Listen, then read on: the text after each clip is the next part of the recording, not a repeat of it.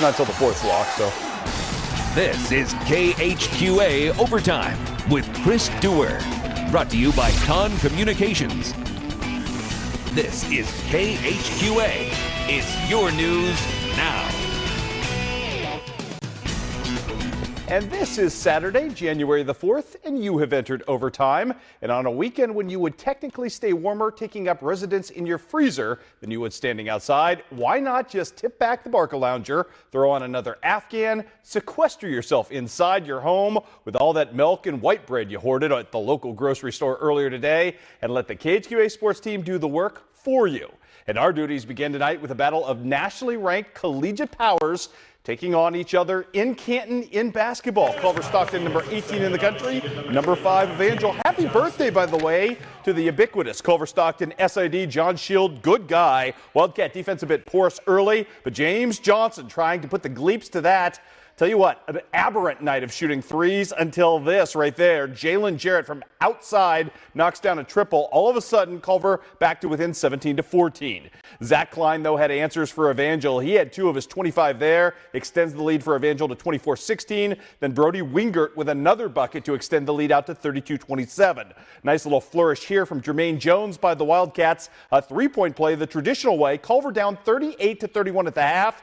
They went just 3 of 19 from three-point range in the first half. Then heating things up. James Johnson first with a 3, then Mario Gully here with a cleanup. Culver Stockton crawling back into this thing. More James Johnson, this time from the outside.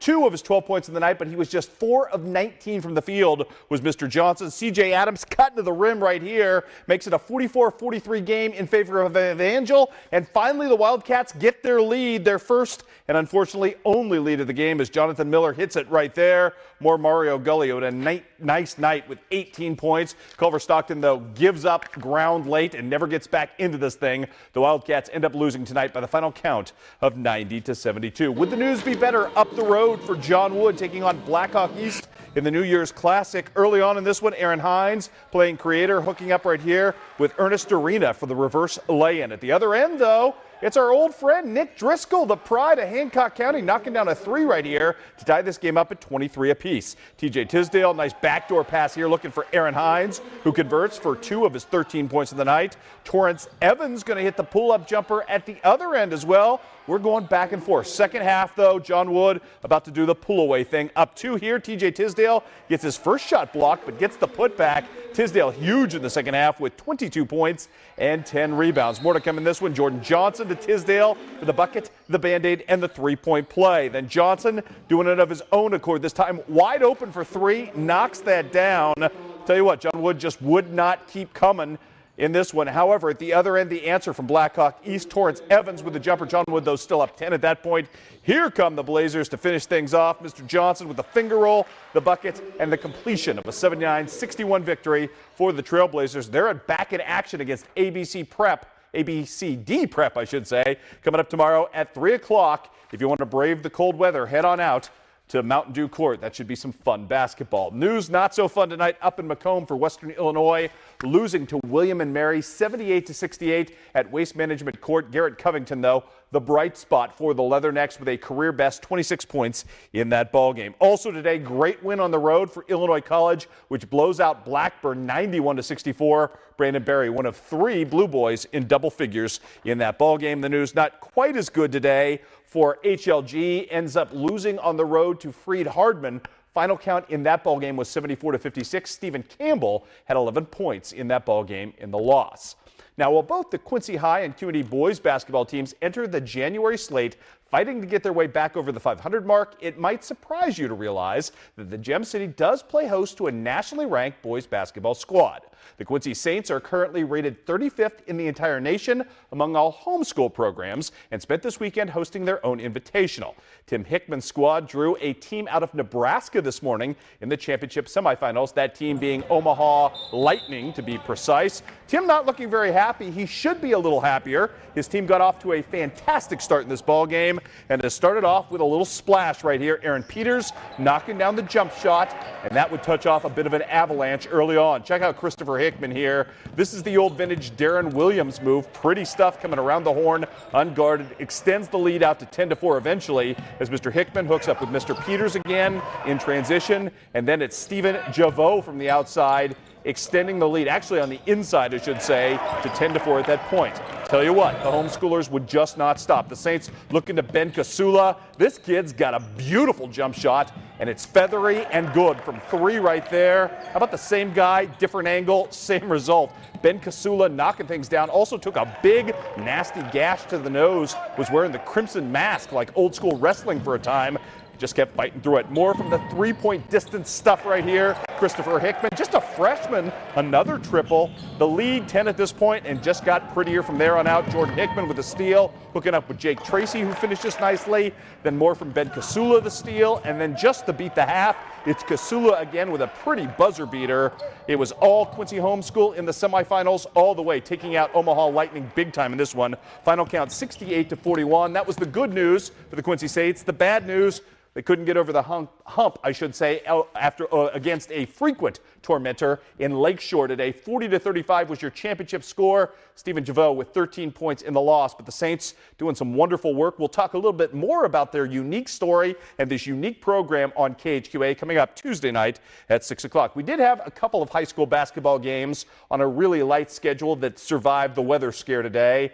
Tell you what, Griggsville Perry, after beating Carrollton earlier this week, boy, the Hawks get their revenge down at Carrollton tonight, 78-55. Jordan Dehart with 9 points in that ball game. Carrollton just throwing mad revenge in that ball game. Elsewhere tonight, in what turned out to be the 5th place game delayed of the North Green tournament, Brown County tonight a winner over Brussels, 56-50. Braxton Phillips had 18 points in that ball game to lead his team to victory. We've got highlights from last night. Keokuk game started late against Fairfield. We will bring them to you now. Drake Ryder and company doing some nice work in this one. Starts off with Brant Ames cleaning up the offensive glass for his team. Strong take through contact. Should have got the foul on that one. Didn't matter. The Chiefs off to the quick start. The story in this game, Johnny Dahl playing with a 102-degree fever.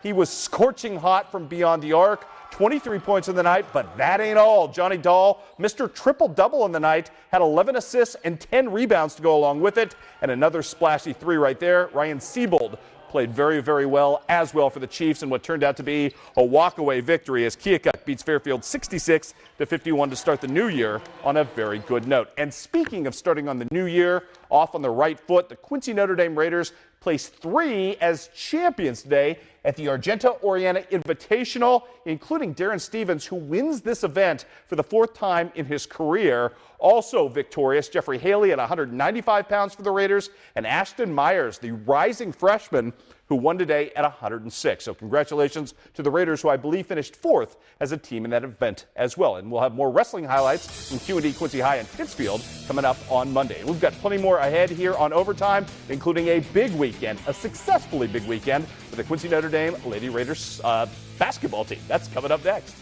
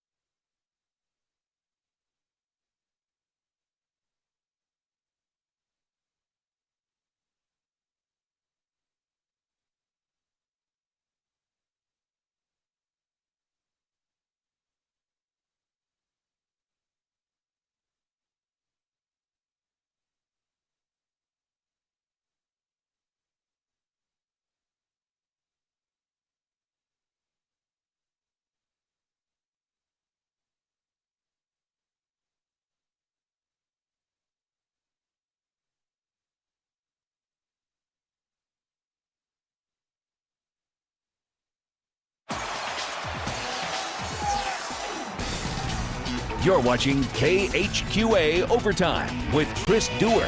Brought to you by Con Communications. And welcome back to Overtime, everybody. One more boys score to pass along that just came to me. North Green tonight, a winner over Jacksonville, 68-63 was your final. Let's move on to the ladies now. The Quincy Notre Dame Lady Raiders are no stranger to nightmarish scheduling stretches and quick turnarounds. Eric Orn's crew has packed a lot of really tough basketball and compressed it into this last 22-hour window. Tell you what, with a brutal back-to-back against Springfield and Miller Academy. Miller Academy today, makeup of the Rumble on the River. How would the Lady Raiders fare early on? Tell you what, Miller Academy up to the task. Brianna Farrar right here running the floor and drives to the hoop for the easy lay-in, attacking the Q&D defense. At the other end, Cassidy Foley looking for answers. She finds Kristen Gengenbacher for the lay-in. Back down the court, though, Farrar giving no quarter, hitting a long-distance three. Q&D trying to keep up. Playing on short legs after playing last night. Gengenbacher right here, the pump fake, and then driving in strong on the heart of that Miller Academy defense. Still, Farrar doing everything she could to keep her team in the lead in this ball game. Pull-up jumper for her from the top of the key. She'd finish this day with 22 points. Then Zahensha Dickerson running the floor with the finger roll. Miller Academy up by 2 at that point. Farrar then looking inside to Tiani Wells. Right before the half here, this is Miss Gengenbacher to Mary Beth Hugenberg for the finish. But Quincy Notre Dame in upset alert, down 5 at the half. Second half, though, more of the Q&D you know and love. Miss Hugenberg with the baseline jumper. She'd finished the day with 21 points. 2 huge three-pointers in the third helped pull Q&D ahead in this one. Gengenbacher hits the first. Mackenzie Foley, the youngster, would hit the second as Q&D goes up for good in this one, 56-48 to complete the victory. Great win there. Also was a great win last night, and we have highlights of that against Springfield, who was undefeated. Q&D scores first in this one. Speedball right here as Cassidy Foley hooks up with Mary Beth Hugenberg to put Q&D up 2-0. Springfield, though, driving back in this ball game right here, gets the bucket and makes it a 6-5 Q&D lead with 4:54 left in the first. Q&D, though, answering. Quenna Keating finding Cassidy Foley to extend the lead to 7 after one period. More from Quenna Keating. She was really good distributing right here, hooking up right there with Miss Cassidy Foley, who will hit the bucket. That's followed up by Erica Obert, and all of a sudden, Q&D has opened up a nearly 20-point lead. It's 19 at the half. 41-22. Springfield would fight back, though, and reduce a 22-point deficit to just 8 points. It's, who else? Annika Webster, the outstanding Division I commit, hooking up right there to get the lead down to 47-58. Then more Annika Webster with a bucket to make it just a 7-point Q&D lead. Q&D, though, really good at closing, as the Lady Raiders always are. Mary Beth Hugenberg finds Mackenzie Foley yet again. Mackenzie Foley pulling some great work at the end of this ball game. She cleans it up, gets it finished as Quincy Notre Dame went on to the victory last night, 71-65. Again, 2 big wins for Eric Orn's team in relatively short order. Central Southeastern looking for a big win today at home, precisely at Augusta today, against a very good Monroe squad. All Central Southeastern all the time. In this one, Abigail Jansen, she'll miss her first shot, but she cleans up nicely on the boards, a la Dennis Rodman.